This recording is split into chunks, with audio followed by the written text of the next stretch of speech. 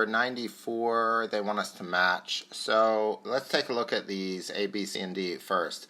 So A has a y-intercept of 2, B has a y-intercept of -3, C has a y-intercept of 0, right? That's like a plus 0.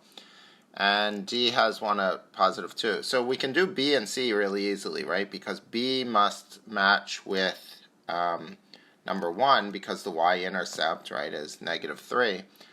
And C must match with number 4 because the y-intercept is 0. So now we just have to figure out A and D, right? They both have a y-intercept of 2.